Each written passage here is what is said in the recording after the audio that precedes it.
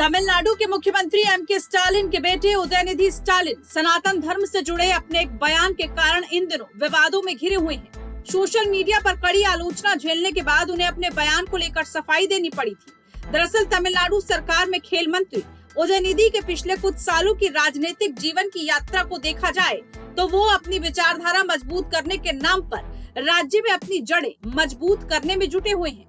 सनातन धर्म को मिटाने वाला उनका बयान तो एक वानगी भर है। इससे पहले भी उनकी राजनीति ऐसी रही है जो बीजेपी को राज्य में दूसरे नंबर पर लाने पर तुली है। तमिलनाडु में उन्हें बहुत पहले से ही हिंदुत्व समर्थित भाजपा के रूप में एक वैचारिक शत्रु पनपता दिख रहा है। यही कारण है कि उन्होंने अपनी पार्टी के युवा केंद्रों के लिए सामाजिक न्याय, राज्य की स्वच्छता, इन सभी के बारे में ट्रेंड करने के लिए कार्यक्रम आयोजित किए जा रहे हैं। दरअसल उदयनिधि स्टालिन ने सनातन धर्म की तुलना कोरोना वायरस, मलेरिया और डेंगू वायरस साथ ही उनसे पनपे मच्छरों से की और कहा कि ऐसी चीजों का विरोध नहीं करना चाहिए बल्कि इन्हें समाप्त कर देना चाहिए। उदयनिधि के बयान को लेकर सोशल मीडिया पर आक्रोश देखने को मिला। बीजेपी ने कहा कि डीएमके नेता ने सनातन धर्म को मानने वाली 80% जनता का नरसंहार करने का आह्वान किया है।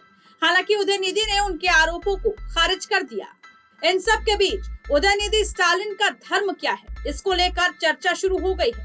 सभी के जहन में यही सवाल है कि वो किसी भी धर्म में विश्वास रखते हैं या वो नास्तिक हैं।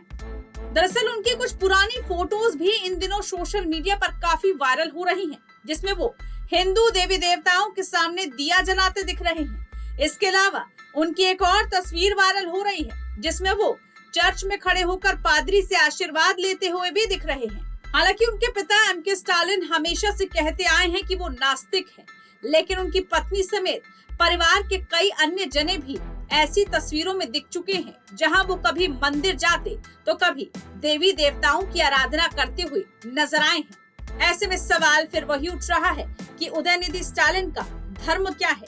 मीडिया रिपोर्ट्स के मुताबिक साल 2022 में क्रिसमस के मौके पर एक कार्यक्रम के दौरान उदयनिधि ने खुद को ईसाई बताया था। इतना ही नहीं, उन्होंने कहा था कि उन्हें अपने ईसाई होने पर गर्व है। ऐसे में अब उनके इस बयान के मायने क्या निकाले जाएं? क्या धर्म बताया जाए, क्या पंथ बताया जाए? क्योंकि राजनीति संभावनाओं का खेल है।